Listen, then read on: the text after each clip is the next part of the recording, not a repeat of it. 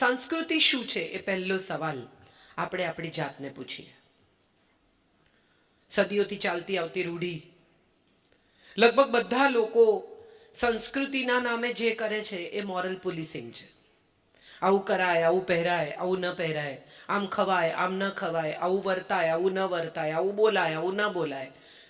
આ જે કોઈ નિશ્ચિત નિયમો છે એ નિશ્ચિત નિયમોની વચ્ચે ક્યાંક કશેક આપણે એવું માનીને ચાલીએ છીએ કે આ નિયમોમાં જીવીશું તો સમાજ આપણને એક્સેપ્ટ કરશે, આપણા વખાણ થશે, લોકોને આપણે ગમીશું.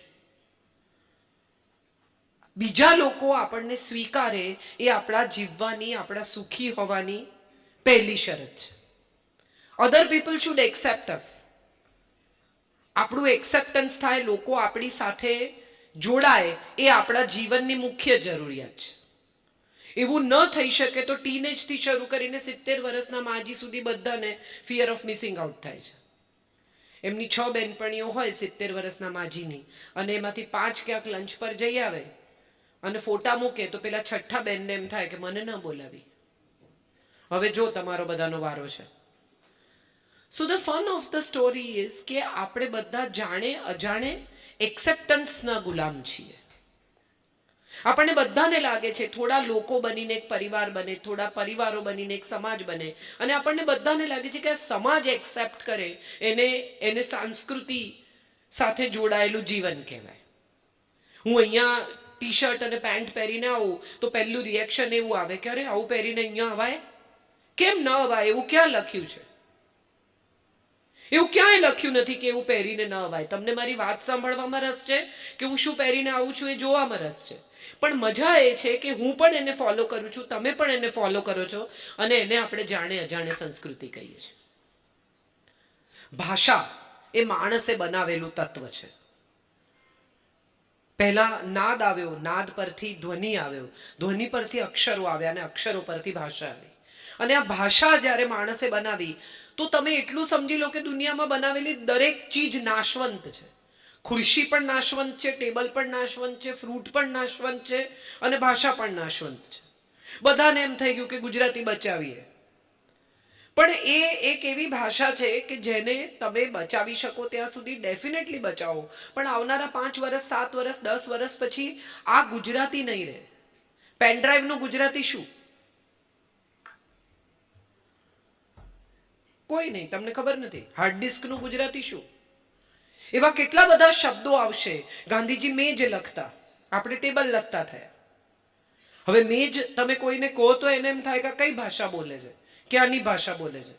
હમણાં નીતિન મુકેશને એકવાર મળવાનું થયું ત્યારે એમને કહ્યું તમને મળીને બહુ હરખ થયો, એન્ડ આઈ વોઝ વન્ડરિંગ કે આ હરખ શબ્દ મેં કેટલા વર્ષો પછી સાંભળ્યો.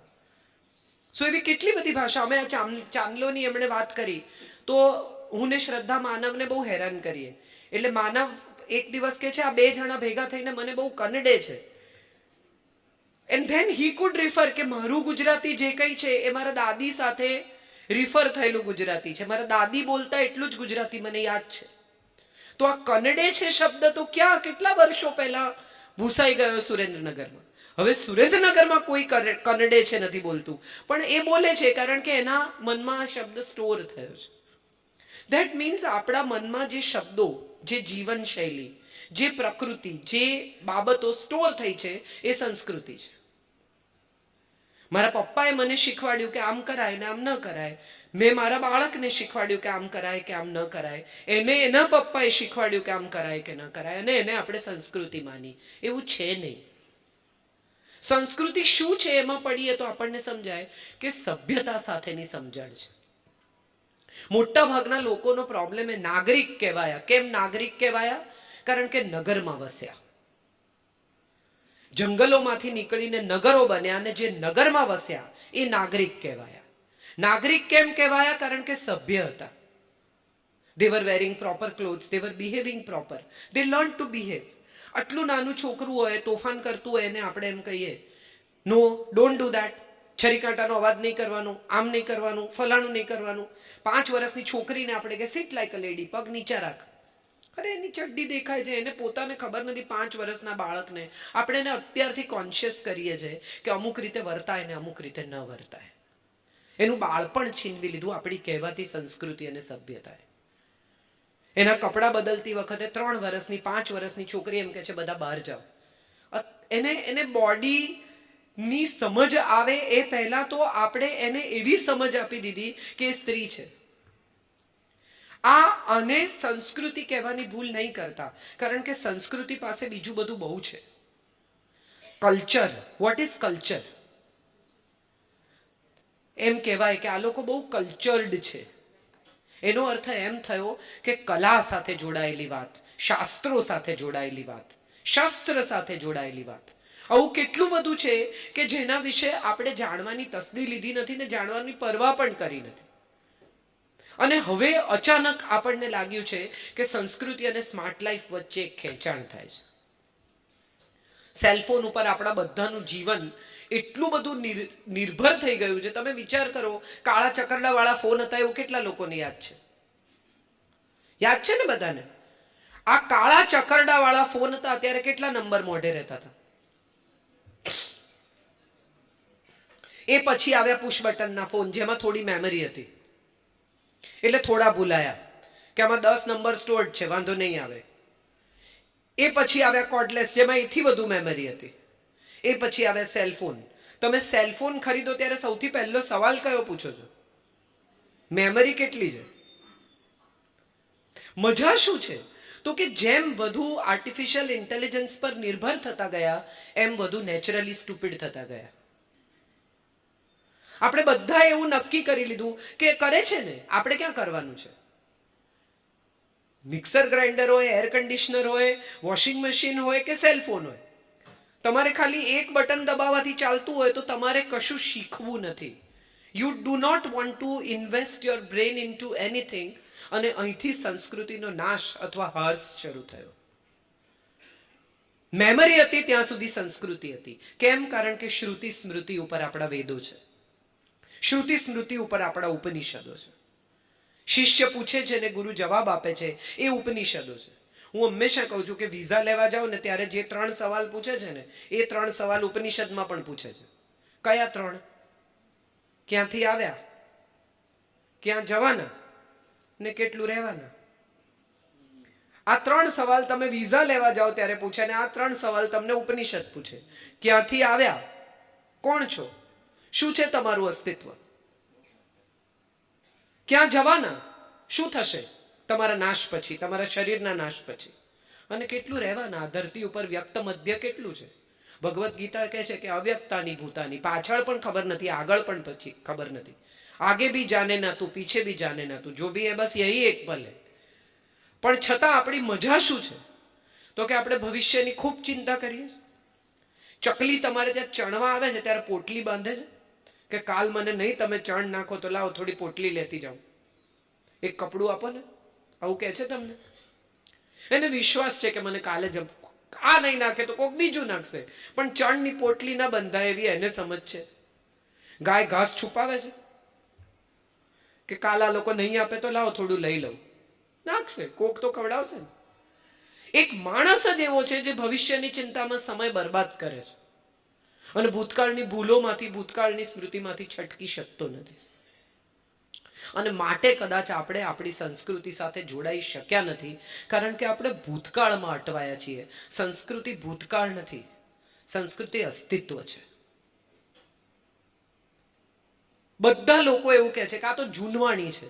જૂનવાણી હોવું એટલે શું? રૂઢિઓમાં જકડાવું. સંસ્કૃતિ કદી જૂની થતી જ નથી, કારણ કે સંસ્કૃતિ સમય સાથે બદલાય છે. તમે પાણીમાં ડૂબકી મારીને બહાર નીકળો અને ફરી ડૂબકી મારો, ત્યાં સુધીમાં જેમ પાણી બદલાઈ જાય ને એમ સંસ્કૃતિ વહે છે. તમે 2 ડૂબકી મારો તો બંને ડૂબકીનું પાણી જુદું છે, એટલું તો સમજી શકો છો. તો સંસ્કૃતિમાં પણ એ જ પરિસ્થિતિ છે કે તમે ગઈકાલ સુધી તમારા સૌથી પહેલા પપ્પાને શું કહેતા હતા? તો કે ભાઈ. બહુ જ વર્ષો પહેલા પપ્પાને ભાઈ કહેતા હતા, બાપુજી કહેતા હતા, કાકા કહેતા હતા.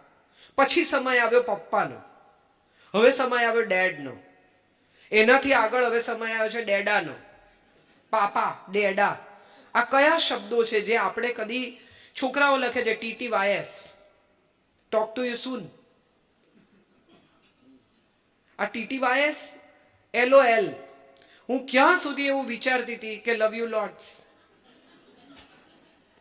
પછી મને ખબર પડી કે ના, LOL is laugh out loud છે.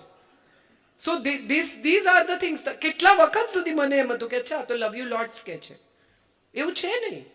આ બધા એબ્રેવેશન્સ આપણી સંસ્કૃતિનો હિસ્સો બનતા ગયા. હજી આવનારા 5-7 વર્ષમાં જો આ ભાષા તમે નહીં શીખો તો તમને આ ભાષા સમજાશે નહીં. મને એક બેન ઈમેલ, એક કોફી ટેબલ બુક હું બનાવતી હતી અને CTB આવું લખ્યા કરે. મેં કીધું CTB શું કે છે? છેલ્લે મેં પૂછ્યું કે વોટ ઇઝ CTB? તો કે કોફી ટેબલ બુક. એટલે અમે જે વિષય પર 15 ઈમેલ એક્સચેન્જ કર્યા, છેલ્લે મને એમ થયું કે આ CTB શું છે, મારે સમજી લેવું જોઈએ. અને એણે એમ કહ્યું કે આ જે વિષય પર આપણે ચર્ચા કરી રહ્યા છીએ, CTB is coffee table book. દિલ વાલે દુલ્હનિયા લે જાયેંગે, DDLJ. તમે જોયું DDLJ? તો ત્યારે મેં પૂછ્યું, મેં કીધું કયું પિક્ચર છે DDLJ? આ બધા શબ્દો હવે સંસ્કૃતિનો હિસ્સો છે. અર્થ એ થયો કે સંસ્કૃતિ બદલાય છે. પણ બદલાતી સંસ્કૃતિ અને આવતી ટેકનોલોજી, ઉમેરાતી ટેકનોલોજી, એ જ સ્માર્ટ લાઈફ છે. આવતીકાલે સવારે આર્ટિફિશિયલ ઇન્ટેલિજન્સ જે રીતે ટેક ઓવર કરશે, એ રીતે કોઈ MF હુસેન નહીં હોય, કોઈ ઝાકિર હુસેન નહીં હોય, કોઈ પંડિત રવિશંકર નહીં હોય.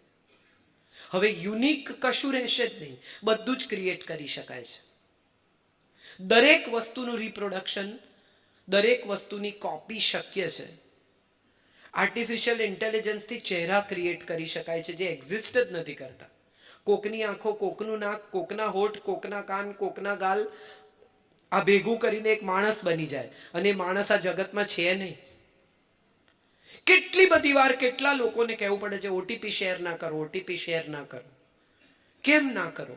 તમારા પૈસા જતા રહેશે, તમારું આમ થશે. અને છતાં એક ફોન આવે, તમને 3000ની લોટરી લાગી છે, બસ એક OTP આવશે, આપી દો. તો કેટલા લોકો આપે છે? કેમ? તો કે લાલચ એ આપણી સંસ્કૃતિ છે.